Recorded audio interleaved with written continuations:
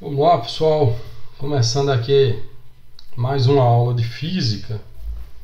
A de hoje ela é bem mais para matemática, né? Que nós vamos estudar os vetores.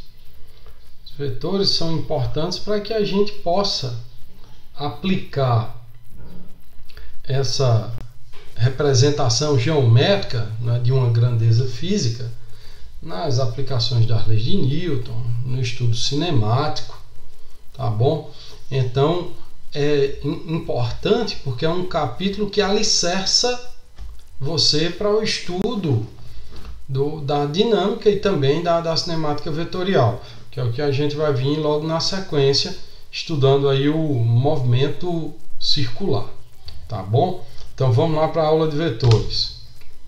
Aqui, ó, que vem a ser, né, esse vetor, por que ele é necessário? No estudo das grandezas físicas, nós costumamos classificá-las de duas formas: as grandezas escalares e as grandezas vetoriais. Uma grandeza escalar é aquela que fica perfeitamente definida quando conhecemos o seu valor numérico e sua unidade de medida. Por exemplo, a massa, tá? O carinha aqui, ó, subiu lá na balança, não, informou lá 100 kg, então isso aí é a massa dele. Se ele sentar na balança, também vai informar 100 kg. Se ficar de cabeça para baixo, também. Ou seja, a massa é uma grandeza escalar. Independente da posição que ela se encontre, em movimento ou em repouso, vai ter esse mesmo valor.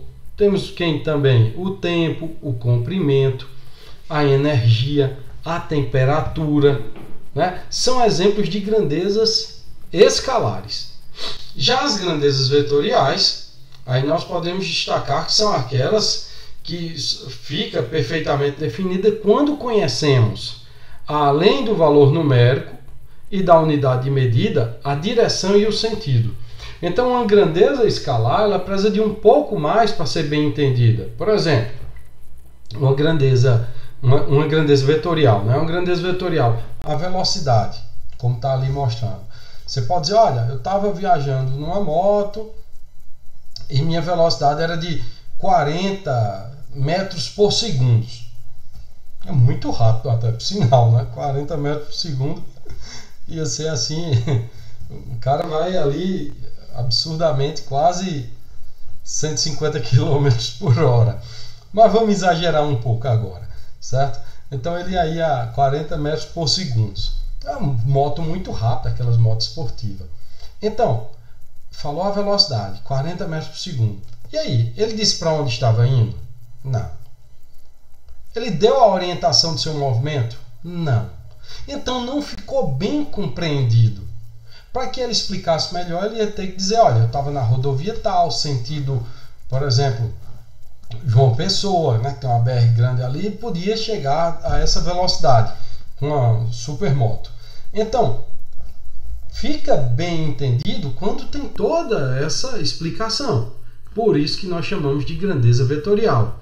Além do módulo, que é o valor numérico, eu tenho que informar a direção e o sentido dessa grandeza. Aí tem os exemplos, além da velocidade, que eu já citei, aceleração, força. Por exemplo, uma força. Eu vou erguer aqui esse mouse.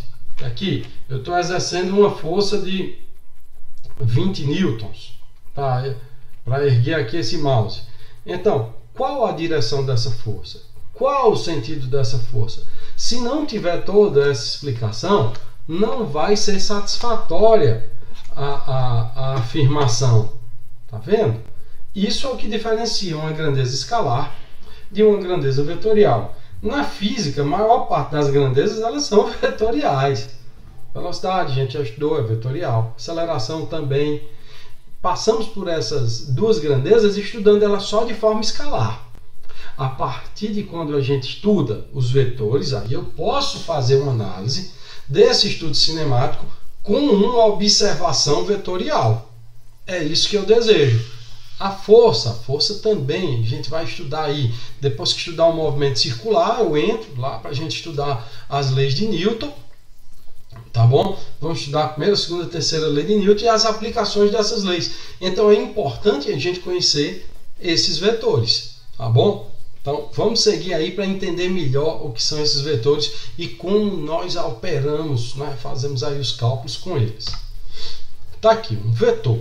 Um vetor é um ente matemático representado por um segmento de reta orientado, como mostra aqui, ó. Tá vendo? Segmento de reta aqui, ó, indicando a direção e o sentido desse vetor, né?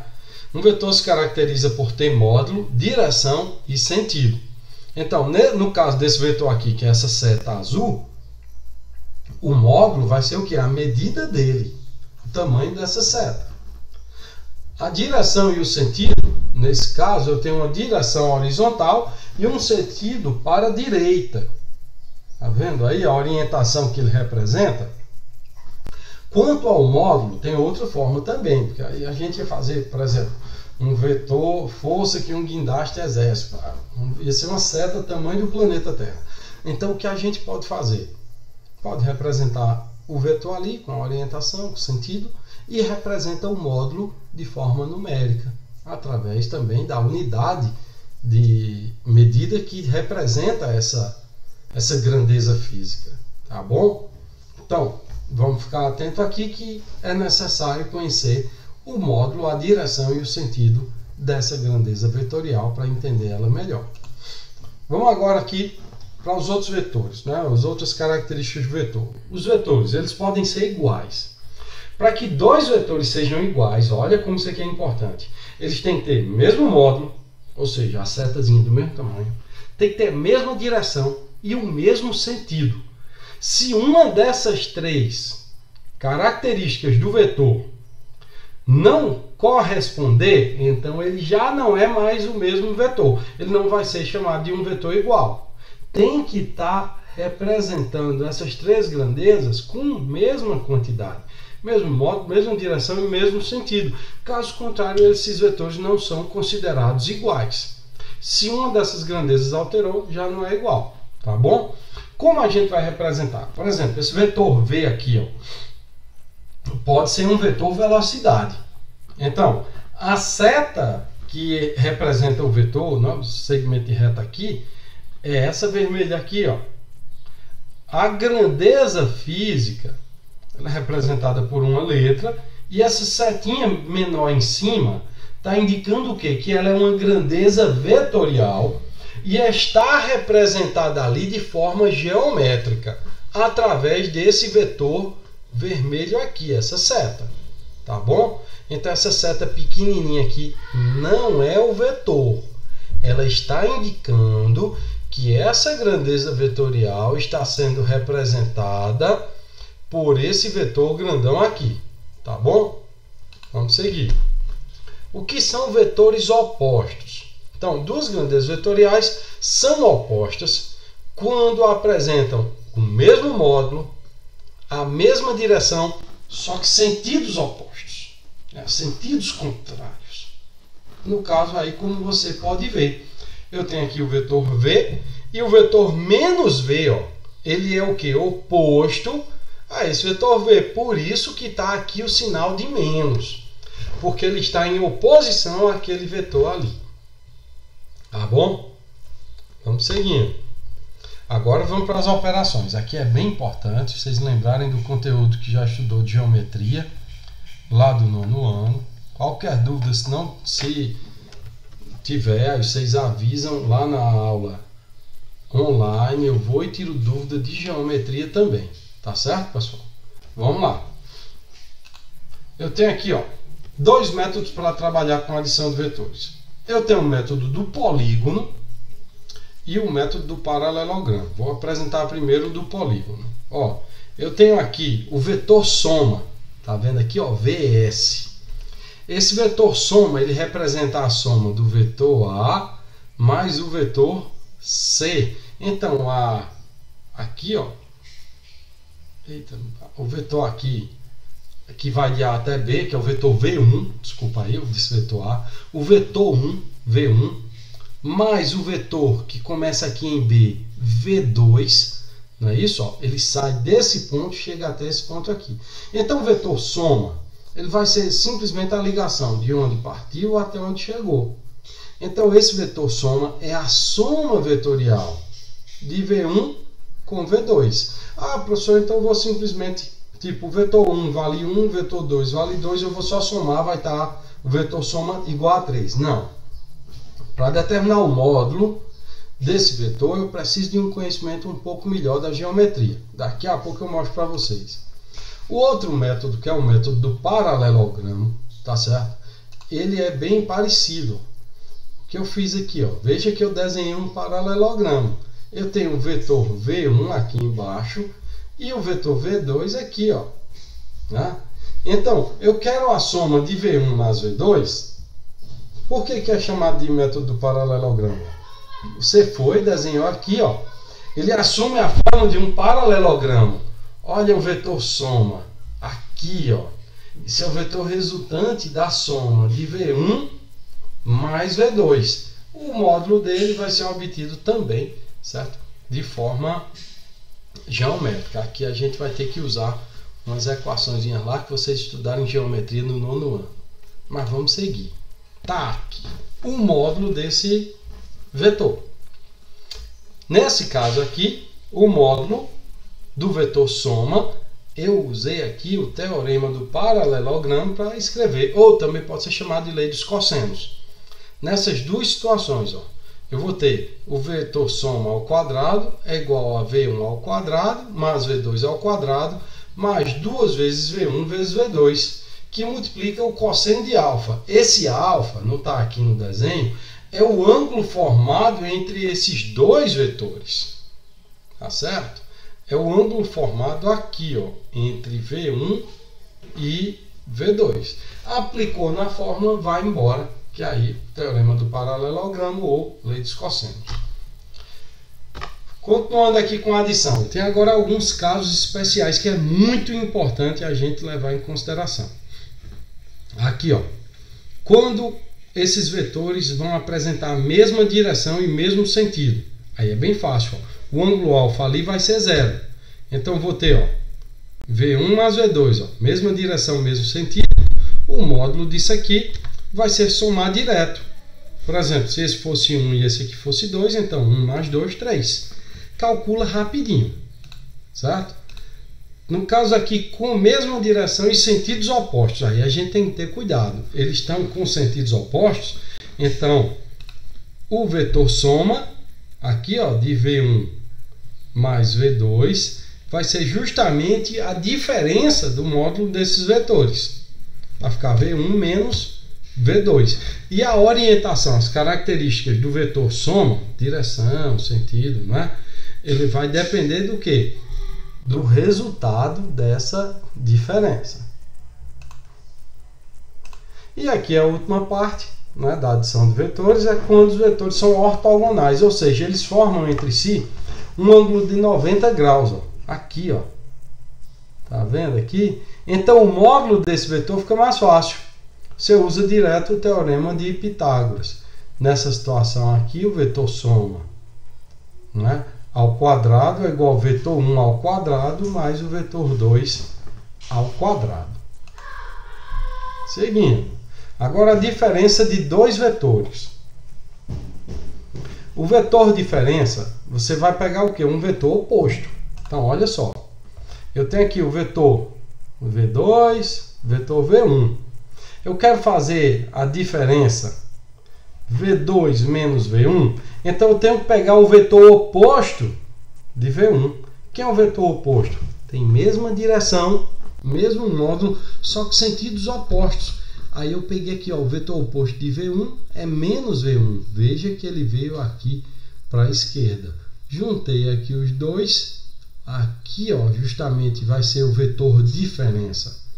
O vetor V2 menos o vetor V1.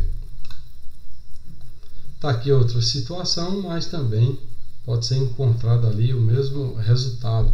Eu tenho aqui, então, V2 menos V1.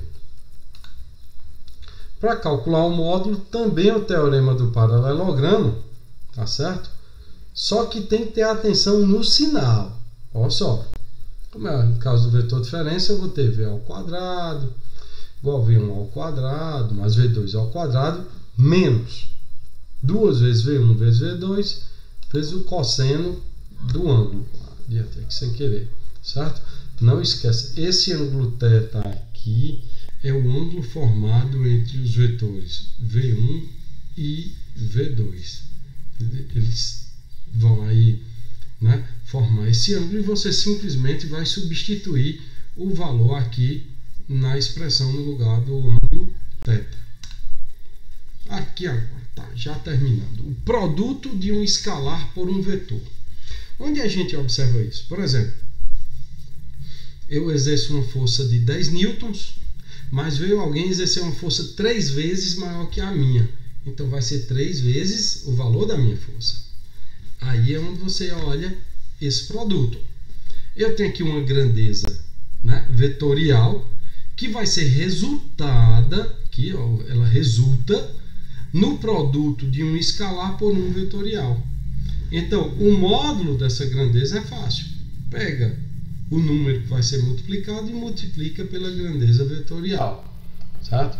Já esse resultado vai apresentar a mesma direção e o mesmo sentido, só não, é claro, né, que não vai ser o mesmo módulo. Tá bom? Um exemplo aqui de aplicação. Eu tenho o vetor V e o vetor P vai ser igual a 1, 2, 3V. Então, né, no caso aí, o vetor P são 3 vezes maior que o vetor V. Bom? Então, se o vetor V tem módulo V2 igual a 2 unidades, né, logo o vetor resultante tem módulo P igual a 6 unidades. 3 vezes 2, 6 e rapidinho foi embora. Tá aqui agora as componentes de um vetor. Essa aqui é a última parte, que é quando você vai fazer as projeções de um vetor. Muita atenção aqui. Você tem aqui o vetor V, ó. Vou representar aqui o vetor V. Então você quer representar as componentes. O que são essas componentes? São as projeções desse vetor no eixo horizontal e no eixo vertical. No eixo horizontal eu tenho aqui, ó, a projeção horizontal dele, ou componente horizontal, que vai ser Vx. E no eixo vertical eu tenho a projeção vertical, ou componente vertical, que é chamado de Vy.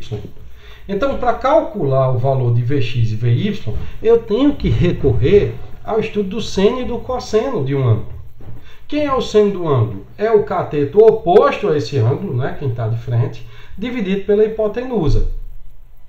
E o cosseno é o cateto adjacente. Adjacente é o quê? Que está vizinho, né? Cateto adjacente dividido pela hipotenusa desse triângulo. Pode observar aqui, ó, que vai formar esse triângulo retângulo. Então, o cosseno de θ é quem? Cateto adjacente sobre a hipotenusa. Ó, tá aqui.